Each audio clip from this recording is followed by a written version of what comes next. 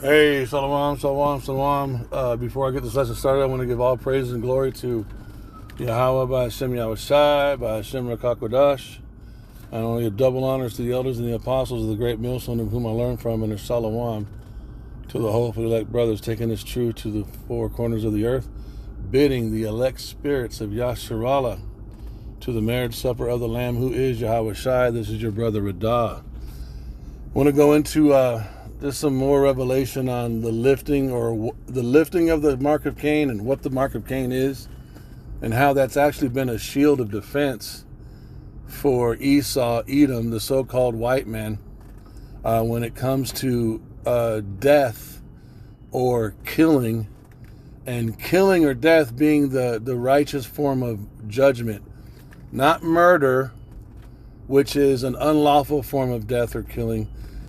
English doesn't do a good job. You know, we've heard through Renaissance Western Christianity, when we hear somebody talking about the Ten Commandments, "Thou shalt not kill" is one of the Ten Commandments. No, it's more properly written and heard, "Thou shalt not murder," because killing is a part of the law. Before I read that, let me read this. I want to pull Wisdom of Solomon 8 verses 8.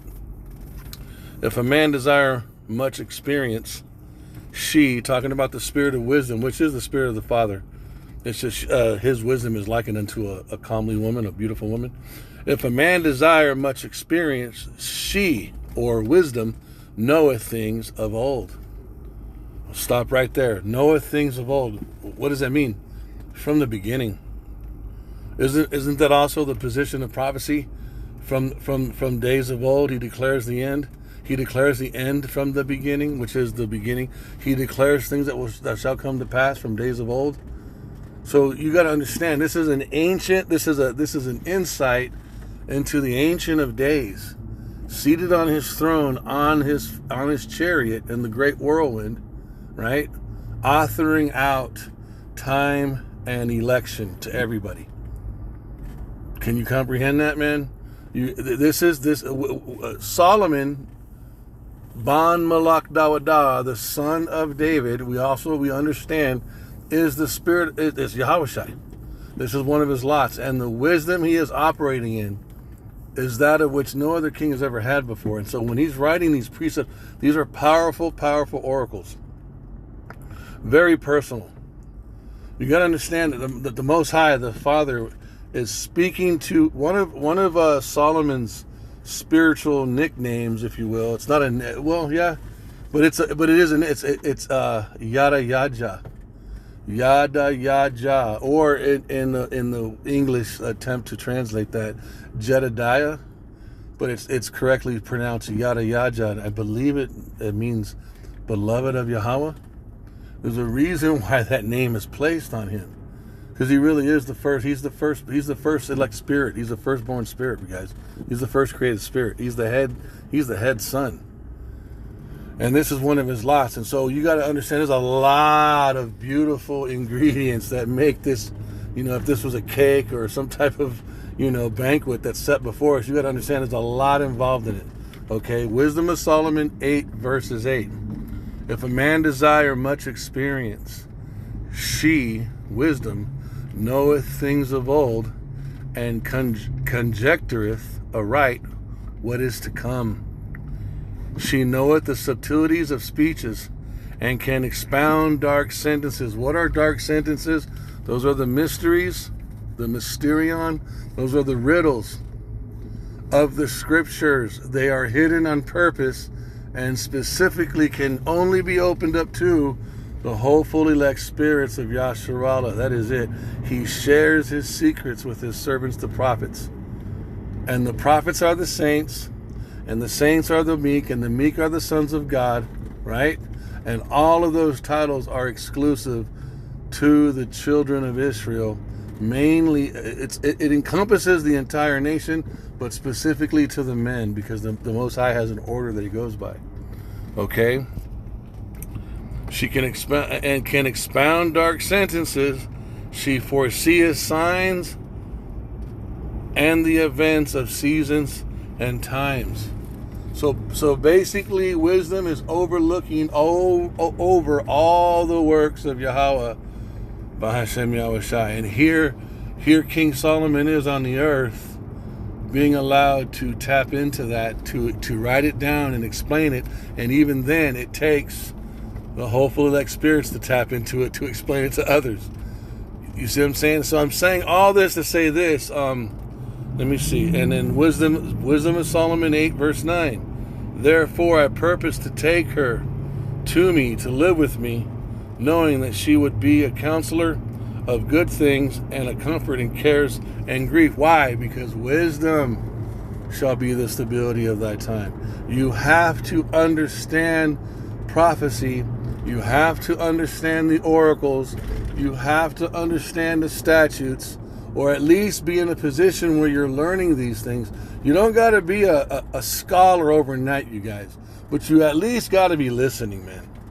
You at least got to be listening to men who are in these precepts, who are in these prophecies, and your ears got to be open to them to comprehend all this stuff. She is a major, major ally. She's the most highest ally a man can have. And this is only exclusive to the Hebrew Israelites, you guys. You got to understand how valuable she is. She truly is more valuable than gold and silver. There's a precept that says you got to love her even more than scepters, which means we need to love rulership. But without her, there is no rulership. So she comes before the rulership, and then because you develop the attitude of her first, before the scepter, you then get the scepter. Because she has to come first, you guys. Without her, I mean, look at all the other previous rulership. Look at Esau's kingdom right now. It's failing. Why? Because he doesn't have wisdom. He's not set up to have her. He's the vessel of dishonor. She won't dwell with him. Wisdom won't go to her. The wisdom he gets is on the left-hand side, and that wisdom is broken on purpose. Occultic, left-handed, Chaldean, daughter of Chaldean type wisdom, it's got a shelf life of 5 minutes. When you compare, it's like the fast food of wisdom, you guys. It doesn't last long. It's the sugary, it's the fucking fast food of wisdom. Yahweh B'Hashem Yahweh Shai on the right hand side, that's the bread of life. So I'm saying all that to go into this next. So I want to go into the Mark of Cain again. Hold on, let me, because I'm actually driving and I probably shouldn't be doing this. I don't want to get into a wreck. The Mark of Cain being that, hold on, let me, I had some more precepts, but I wanted to, okay, so Genesis 4:15, right? We know that Cain killed Abel. We understand now that Cain is Esau is the reincarnation of Cain, and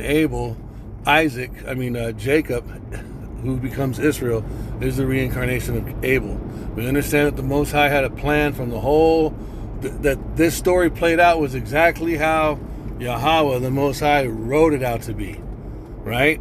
This is the entire, everything in history, everything taking place on the earth is the Most High's movie. These things that happened in Genesis 4:15 were supposed to happen. Okay? And Yahweh said unto him, therefore, wait, hold up, let me go back one. Salakia. Let me get this out of the way. Salakia. I went to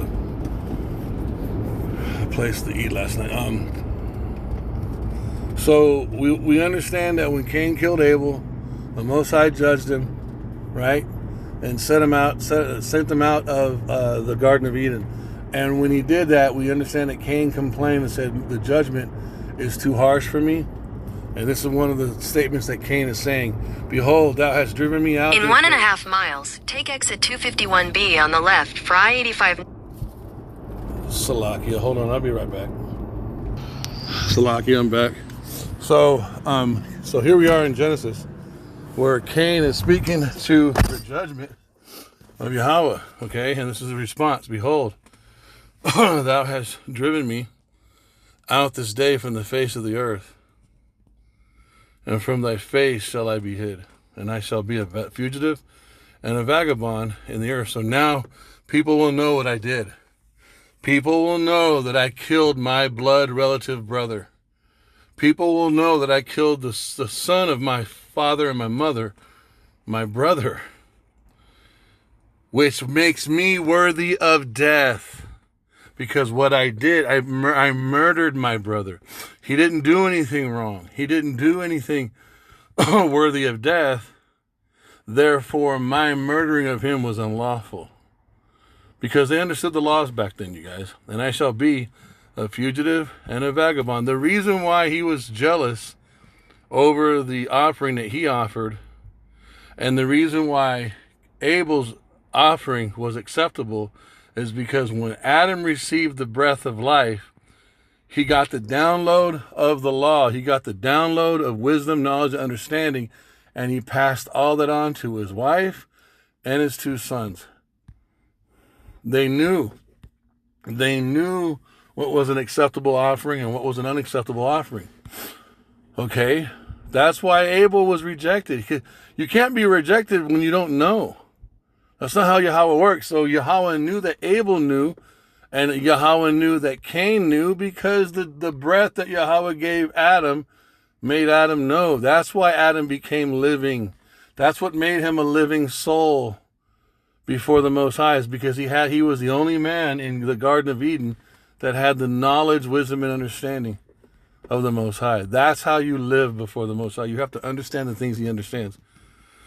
Okay? And it shall come to pass that everyone that findeth me, and anyone that sees me shall slay me. They will want to give me my just due reward. Okay, so what does the Most High do? Look at verse 15. And Yahweh said unto him, therefore, whosoever slayeth Cain, whoever comes to judge you. See, this slayeth doesn't mean murder. It doesn't mean drive-by shooting. It doesn't mean some random stabbing at the bar. No. Therefore, whoever understands what you did wrong and then comes to judge you for what you did wrong, vengeance, see, that this is unusual. Vengeance shall be taken out on him sevenfold. And Yahweh set a mark upon Cain, lest any man finding him should judge him judicially. So what's this all about? The Most High is putting a protection on this murderer. And this is what you have to understand. This is what the mark of Cain is. And then later, when Cain dies, years later, he reincarnates as Esau. And Esau has children, and Amalek is one of those grandchildren, and they become the nation of Edom. And the Most High predestines Edom to rule, right? And now Esau is in the earth, and he has gone all over the earth. He is the most bloody man. He has killed more people than any other nation on the planet. Dude, Esau, Edom, the so-called white man, is the first race of people to ever drop an atomic bomb on anybody. To this day, no one has yet to use an atomic weapon on anyone except for the so-called white man. And the so-called white man on television has everybody afraid of every other melanated race of developing nuclear weapons. But he, to this day, is the first and only human being to use an atomic bomb, which is what? The sword. And that was the blessing Esau received in Genesis from Isaac, was the blessing of the sword. Understand, now we are in a time of prophecy where the Most High is making Esau bare. He's lifting the mark of Cain, but it has to be done according to prophecy. No one can stand up to Esau, you guys. No matter of black nationalism, no Latino rebellion, no war. You can't kill them with a gun. You might get a couple, but they will eventually kill you. Their military is too big. They have too many weapons. They have too much of a stronghold on the earth. Shoot, China and Russia have to team up with each other to attempt to take this dude out. That's how fucking militarily strong the West is. And that doesn't include us, you guys, even though our people in the military. You got to see this for what it is, okay? So what does Revelation say? Revelation is a prophecy. Let's go now. So with Revelations, this is what it's talking about. If any man were hurt, talking about the two witnesses, and we know that the two witnesses mentioned in Revelations is not Elijah or a Moses or Enoch and Moses. It's talking about the northern and southern kingdom. It's talking about the Latinos, Native Americans and the so-called blacks who are waking up in this truth, calling upon the truth name, Yahweh B'Hashem Yahushai, and learning the true way to read the scriptures, including the 14 books in the Apocrypha. Those are the true witnesses. And if any man, and this man is talking about Esau, if any man will hurt them, and they have been hurting us, fire proceedeth out of their mouths, and devoureth their enemies. And if any man will hurt them, he must in this manner be killed. Now, what is this? This is a dark saying. Go back to Wisdom of Solomon. Go back to Wisdom of Solomon. What does it say? If a man desire much experience, she knoweth things of old. What are the things of old that she knows? She knows what happened here. She understands what the mark is. Wisdom knows what the mark really is about.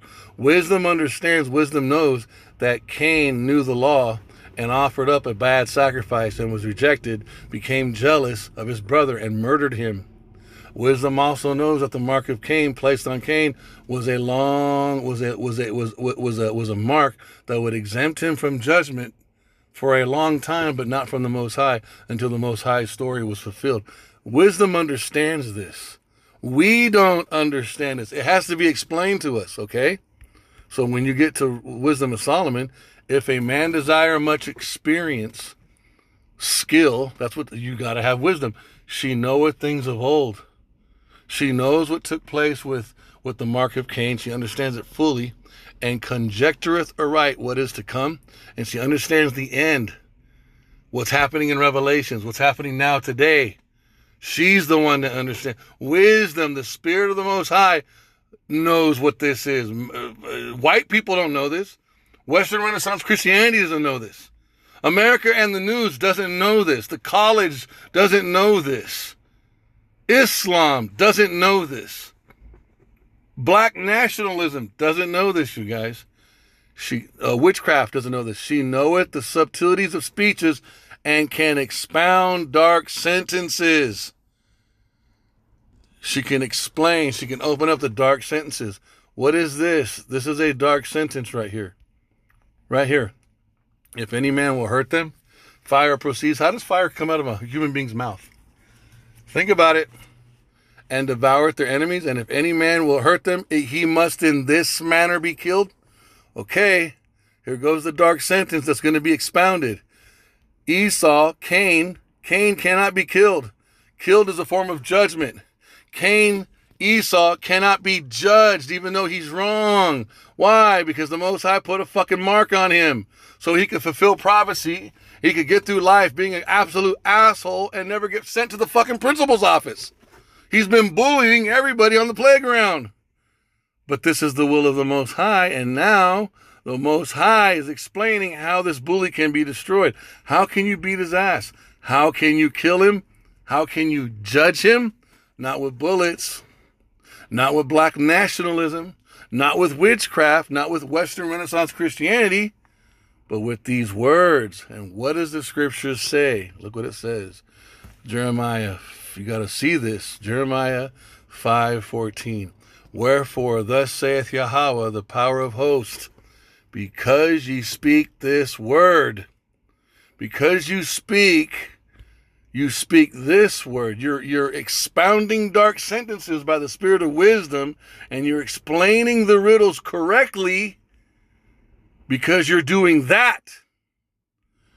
Because ye speak this word, behold, I will make my words, my dark sentences, my riddles, my mysteries, I will make my mysteries, my dark sentences, and my riddles in your mouth fire.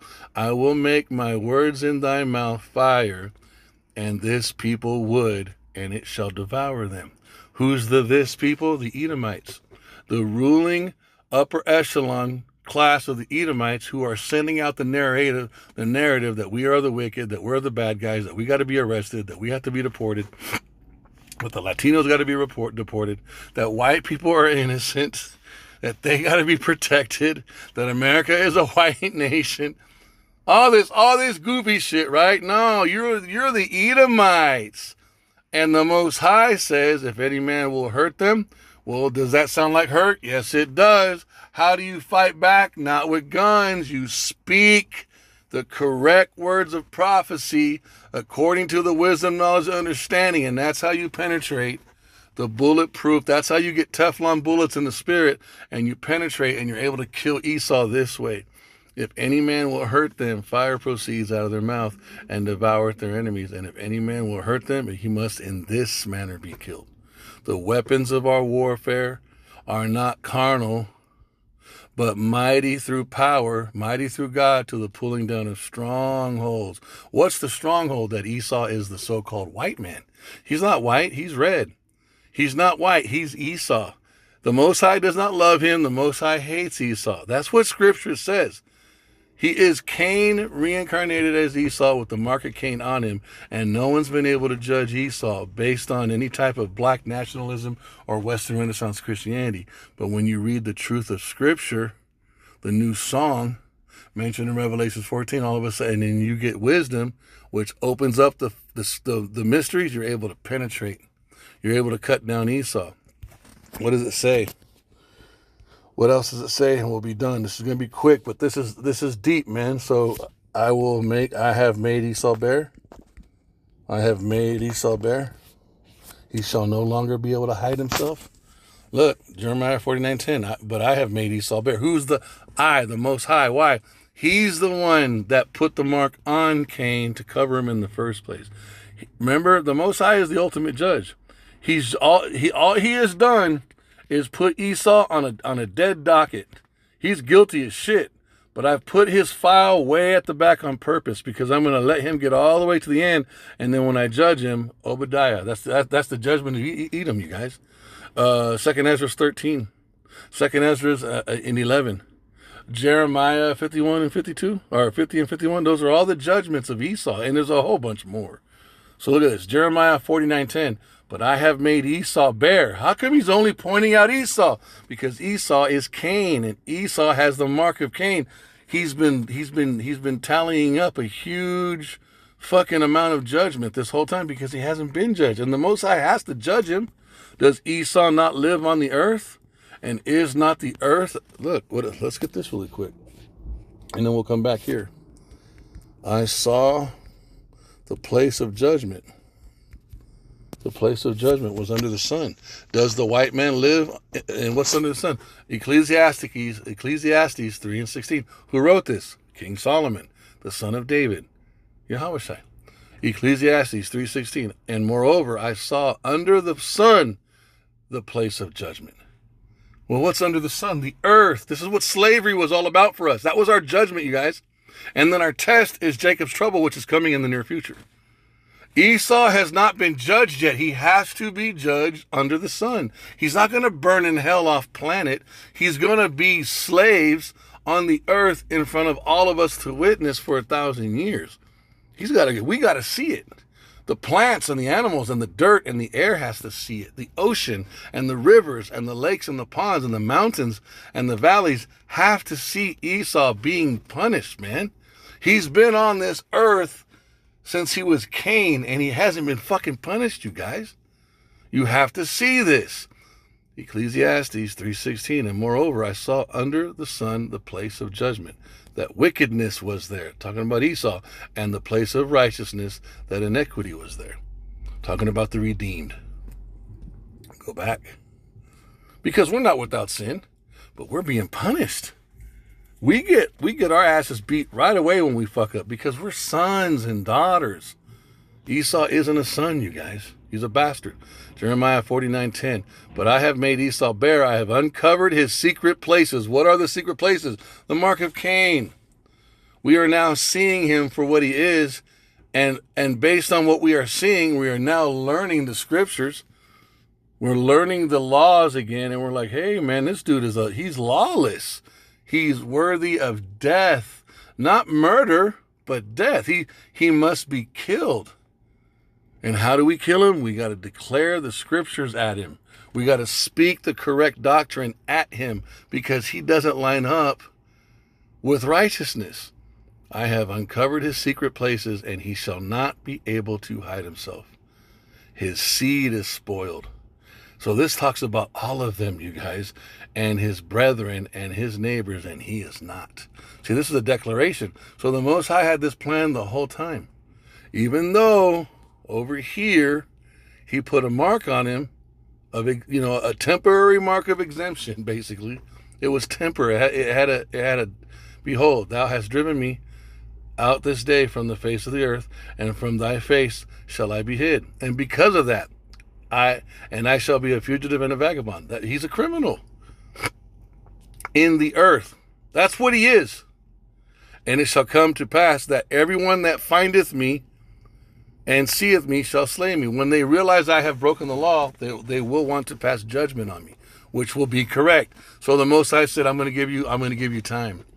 I'm going to put a mark on you. He did not cover. Remember when Adam and Eve sinned in the garden, coats of skin were made for them. Blood was shed to atone for their transgression. It was removed. This is not what this is. This is, I'm going to give you time.